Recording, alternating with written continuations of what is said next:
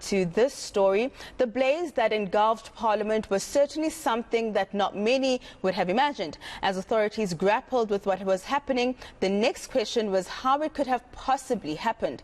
That's when a suspect was put forth as the alleged arsonist, Zandile Christmas Mafe. The state claims that it has a strong case, but Mafe's defense insists he's being used as a scapegoat.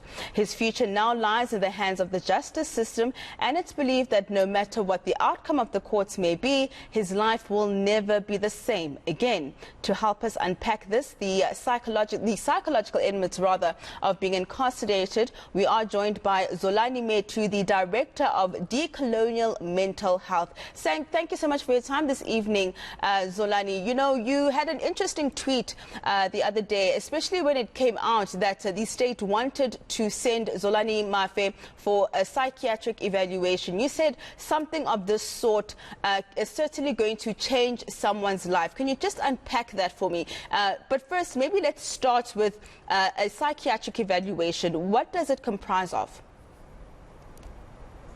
Sure. Thanks a lot, Zandile. And I think right now what you're putting forth as evidence is that social media never forgets, which I think is something that we're quite comfortable with at this point. But in essence, really what an assessment is what we generally would call a mental state examination or an inquiry into someone's mental state. And in this case, for Zandile Mafe, the referral by the court was for him to be assessed at the Falkenberg Psychiatric Hospital. And so this was supposed to be a 30-day long assessment, and he presumably would have been in the high care unit of the psychiatric hospital, which is, I think it's Ward 20. And it's a high care unit. So pretty much if you want to imagine a psychiatric unit that is high on security, that's what high care really looks like. And so in terms of the assessment itself, it's usually a multidisciplinary approach where different professionals, psychiatrists, psychologists, social workers, occupational therapists at times, and a nurse and medical practitioners may be present. And the idea really is to basically conduct an assessment of the person's state of mental health and well-being. And sometimes the assessments can go into the extent of determining whether or not someone was what they refer to as compos mentis at the time of an alleged offense. So that's generally what assessments really entail. So if I look back at your tweet, you said whatever the outcome of that psychiatric evaluation, Zandile Mafe's life will never be the same again. There's no ease in being a forensic psychiatric patient. Now, we know, of course, that the courts have deemed that referral as unconstitutional and thrown it aside. But if he had gone for that evaluation, what do you mean by the fact that his life would have never been the same again? Sure. Thanks a lot for that, Zandile. I think what we need to kind of put forth here, right, is the reality that the sort of presumable outcome of an assessment is a recommendation then by the head of the establishment, generally a psychiatrist, based on the findings of the different professionals who would have conducted the assessment as to what should then happen to the alleged offender.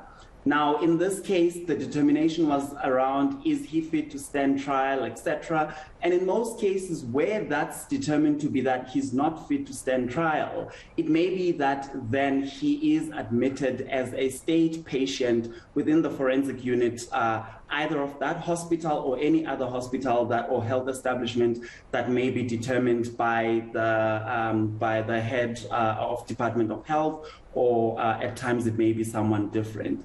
And in essence, really, then that means he may either go into a forensic psychiatric unit of a hospital, or he goes to prison, right? And currently, given the court's ruling, as you indicated, Zandile, was sent back to Pollsmoor prison. And again, right, his life is not the same. And what I meant by that tweet was that the unfortunate thing here is what seems to be a kind of weaponization of mental health, in which your state of mental health is being used against you, right? And I did not tweet that with the intention of saying, oh, he's either guilty or not. I don't think that's something I'm qualified to determine. But what I do understand from experience, and Zandile, I actually did my field practice at the very hospital that he was referred to, in the very forensic psychiatric unit that he presumably would end up in if he were to be referred to that hospital to be an inpatient. And I understand, I was even speaking to a colleague of mine, Esona Setundwanda, who was a clinical psychologist. We both worked at the same hospital, and we kind of understand the reality of a forensic psychiatric patient. It's not an easy space to be in for a patient. It's one thing for someone to receive the necessary mental health care, and it's another for you to be a forensic psychiatric patient. So in essence, not only are you living with a mental illness, but you also hold this badge of being an alleged offender. And that also comes up in terms of the kind of environment you will find yourself at the psychiatric hospital. There's research that also speaks, Zandile, to the kinds of experiences of forensic psychiatric patients. But I'll take your lead if that's something you'd like us to talk about. I don't have a lot of time anymore, Zolani, but I want to quickly just ask you, do you think there's an abuse of this referral for a psychiatric evaluation? Can you just quickly summarize that for me? That's not something I'll be able to make a conclusive judgment on, but what I think was evident here was some procedural irregularities in terms of the referral process.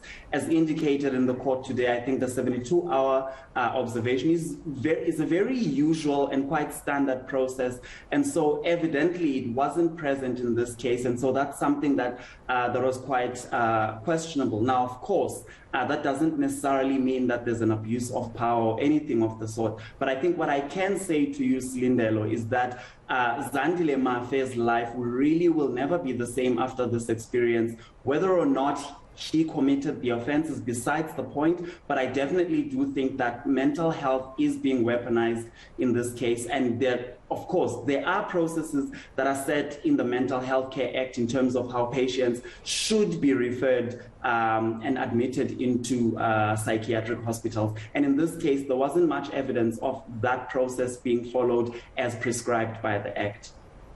Sure, I wish I had more time with you, Mr. Metu, but that's where we're going to have to leave it. That is Zolani Metu, the Director of Decolonial Mental Health.